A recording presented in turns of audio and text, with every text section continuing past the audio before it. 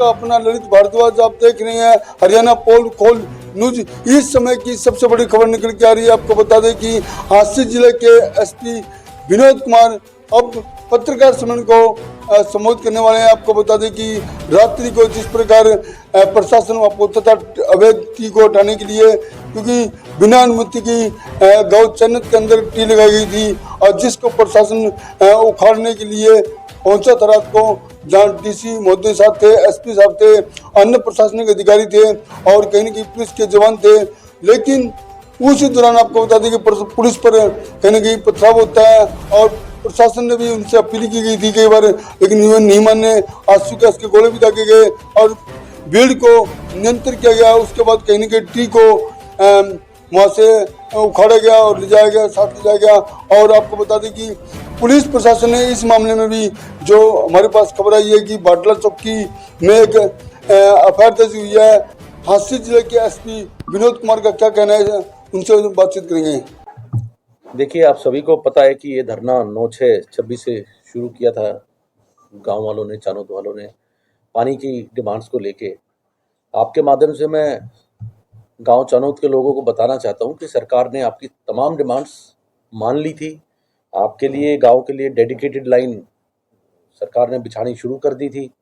आपके गांव के जो वाटर टैंक्स वगैरह, उसके लिए 7.5 करोड़ का टेंडर मैंने खुद देखा है, सरकार ने वो जारी भी कर दिया था।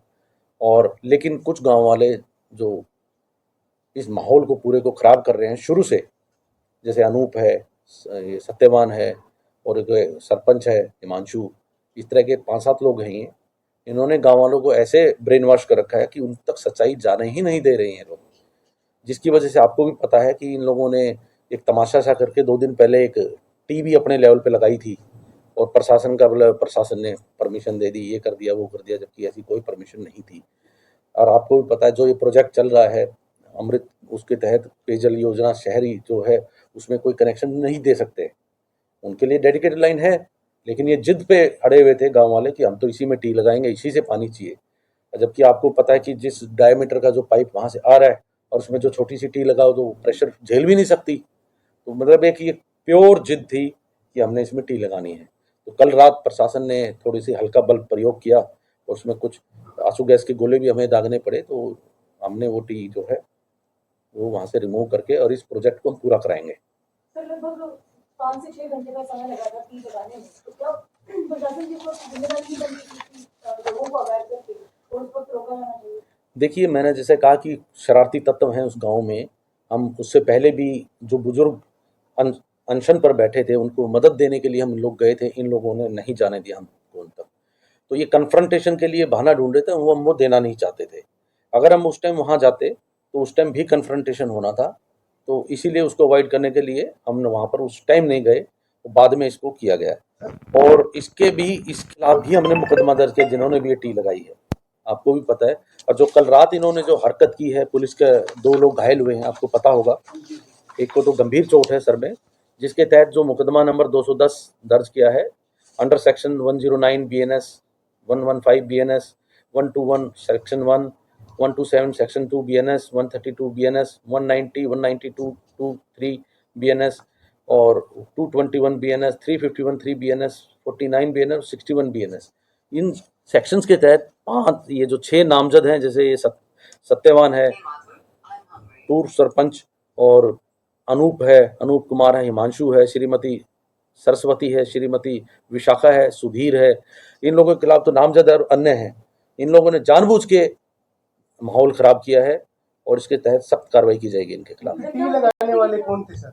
देखिए, मैंने आपको वही बताया, वो भी मुकदमा हमने 2 दिन पहले दर्ज किया है और इन्वेस्टिगेट किया जाएगा कि ये टी लाए कहाँ से, कौन कौन इसमें शामिल है और कैसे लगाई गई है। धरने तो आरएसएस का नाम आया था सर, आरएसएस ने मतलब। देखिए, मैंने आपको जैसे कहा, कुछ लोग माहौल खराब कर रहे हैं, वो किसका भी नाम ले सकते हैं, इसमें तो मैं कुछ नहीं उसमें कुछ टिप्पणी करना। सरकार का कोई प्रतिनिधि या वीडियो को तो नहीं आया ना? देखिए, हमारी नॉलेज में ऐसा कुछ नहीं है।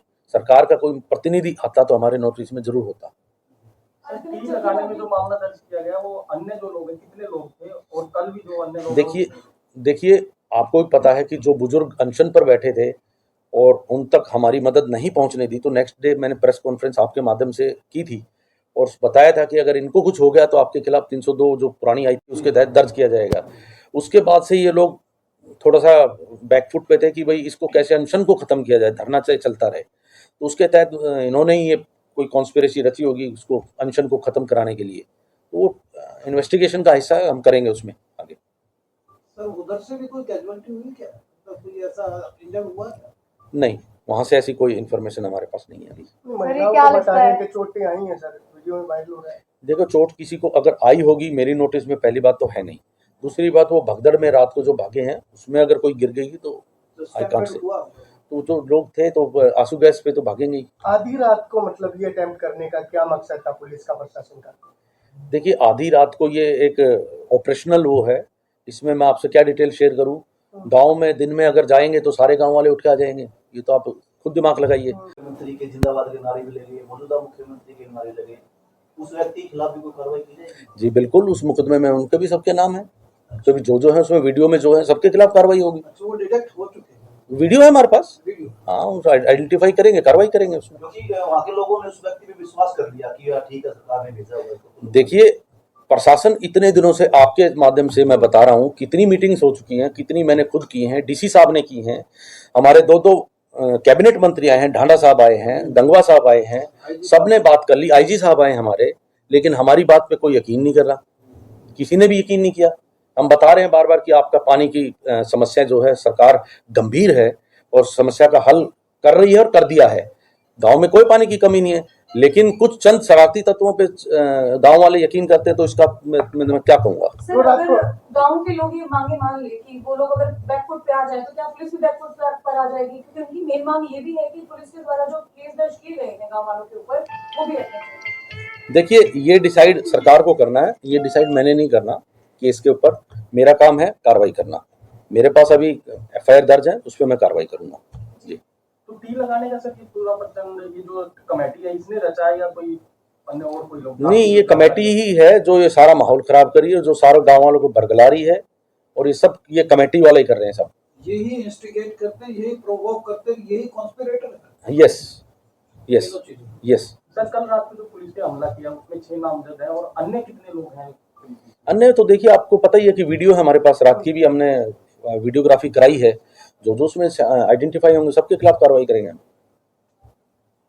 पानी का तो कोई मसला ही नहीं है जी, हाल फिलहाल में मतलब कोई समस्या नहीं थी चैनत गांव के कोई गांव में, आप खुद जाके देख सकते हैं, पानी का वो टैंक भरा हुआ है इनका, कोई समस्या नहीं है पानी की। ये डेडिकेटेड लाइन राजली हेड से आएगी या खरखरी से? देखिए, ये डिटेल तो आपको या तो एक्शन बता पाएंगे या डीसी साहब, हाँ, लेकिन मुझे इतना पता है कि डेडिकेटेड लाइन बिछ रही है।